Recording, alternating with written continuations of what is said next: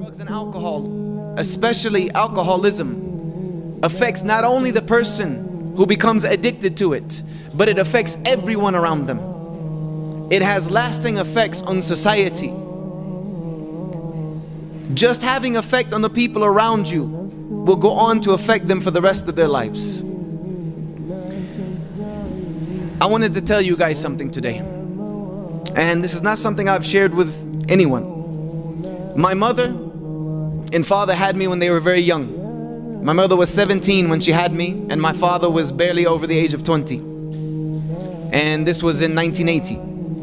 And my mother and father were both on their way to becoming alcoholics. They liked to party and drink, and alcohol led my mother to walk out and abandon me at the age of 3. She dropped me off at my grandmother's home. Now I'm realizing why I've never told this story before. She dropped me off at my grandmother's home and did not come back for 3 years. And my father was still in his party days, out drinking and partying, and my grandmother and grandfather said, "You're not going to raise a child like that." So they took me from my father and they raised me for the first few years of my life. My mother would come back around when I was around 6 or 7 years old and try to get back into my life, but she was a full-blown alcoholic at this time. And she was only given visitation rights to see me every other weekend. My father was now living with us at my grandparents' house, but he wasn't much of a father figure when I was a young man. I remember sitting outside every other weekend waiting for my mother to come and pick me up. She was supposed to pick me up on a Friday afternoons at 6 o'clock. And when I got home from school, because even though my mother wasn't really in my life from a very young boy, there is no doubt about the relationship between a boy and his mother. Boys are mama's boys. That's just the way it is. It's something that Allah subhanahu wa ta'ala has placed in boys. The same way like girls are daddy's girls. But I would sit outside, and there would be many weekends when my mother would be too drunk to come and pick me up on Friday afternoon, and I would just sit there and wait and wait and wait. And my grandmother told me she had a really tough time coming out and telling me that my mom just wasn't coming. And then due to the alcohol lifestyle that my mom was living, the alcoholism, she ended up with men who were also alcoholics.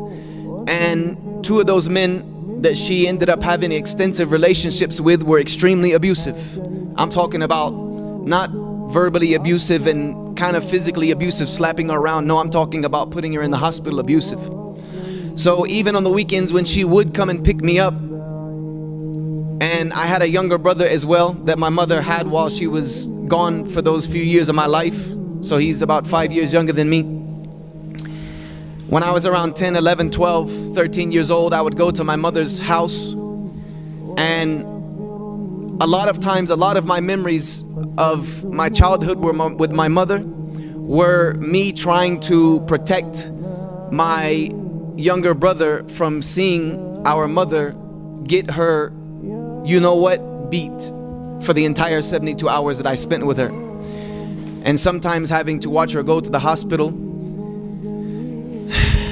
and almost lose her life on 2 occasions. The effect that that's left on me for the rest of my life is not something that can be fixed. You can't fix things like that. You can't. It does irreparable damage. Irreparable damage to both me and my brother. This continued on, me watching my father fall deeper into alcoholism, my mother deeper into alcoholism, watching her get abused every other weekend that she did actually come and pick me up, and trying to give my brother some type of normality in his life, because this is all he saw. He lived with them 24 hours a day, 7 days a week, until I was about the age of 15, and I decided I had had enough, and I went to the man who was abusing my mother. And may Allah forgive me, I put a gun to his face and said, "If you ever put your hand on my mother again, you will not live another day. And you need to pack your stuff and leave and never come back." And alhamdulillah, he left and he never came back. And my mother, I tried slowly starting to get her some help to get off of the alcohol. It was a struggle. She relapsed many times over until in 2004 she was diagnosed with cancer, with stomach cancer and liver cancer that eventually spread throughout her entire body. And for those past couple of years, through 2004 to 2007, me and my mother started to build a bond and a better relationship.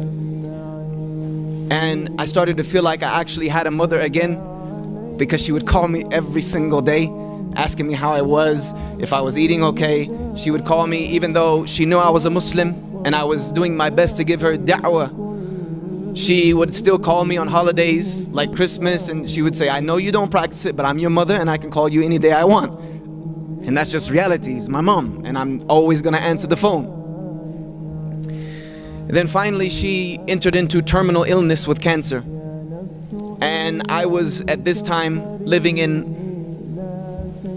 Maryland, in College Park, trying to go and see her as much as I could. But then I got a phone call in the winter of 2007 that your mother is in her last stages of cancer, because she kept telling me she was okay. She's okay. Then she went to the hospital and I thought, okay, she's in the hospital again. My brother called me and said, no, if you want to see your mom, come and see her. And the funny thing, my brother told me, he's like, he said, because they had sent her into hospice care and put her on a lot of morphine and a lot of pain medication just to ease the last few days of her life. And my brother called me and he said, look, you need to come today, because the past 2 days I've went to see mom and she keeps thinking I'm you, and she's asking for you and she's asking for you, and she won't shut up about you. So I drove from Washington DC back to South Carolina, and I went to my mother's bedside and I stayed with her for 2 days. And I was showing her pictures of my oldest son, saying that this is your grandson, because she had not got to see him yet. He wasn't very old at the time. And finally, my mother, on a Monday morning, she was laying in my arms and she kept looking at me, and she just kept saying to me over and over again, I'm sorry, I'm sorry, I'm sorry. This is all I could get her to say.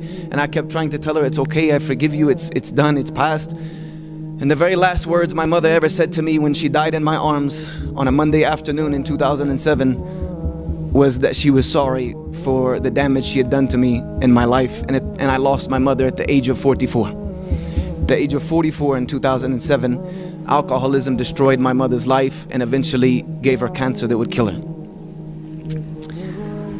And I'm still struggling with a father who's a recovering alcoholic, who's now in ill health. I'm actually flying home to see him today. He's actually in a medically induced coma as we speak. He had a stroke. He had spinal surgery the other day, and he had a stroke on the operating table, and he's under medically induced coma. And that's why I'm flying as soon as I leave here, so they can take him out of the coma only when I'm there, because my father has many illnesses now because of the abuse that his body has sustained over 30 years of being an alcoholic. And the reason I've told you this is to show you I'm 37 years old now. I remember these memories as if they happened yesterday. I have nightmares about these memories of watching my mother getting beat, not knowing if she's going to live or not knowing if I would ever see my mother again. Now, every time my dad gets sick, wondering if I'm ever going to see him again. We didn't have the greatest relationship growing up. The best relationship me and my father had is since I've been a Muslim. And I've been trying to give him da'wah, make dua for my father. When I leave here today, if he wakes up from this coma, I'm going to be begging him to take shahada. I just want you to know that alcoholism and drug addiction does not just affect you. If you want to go and destroy yourself, that's one thing. That's one thing. But when you become addicted, these intoxicants, this drug, this alcohol, it affects everyone around you. And it affects them for the rest of their life.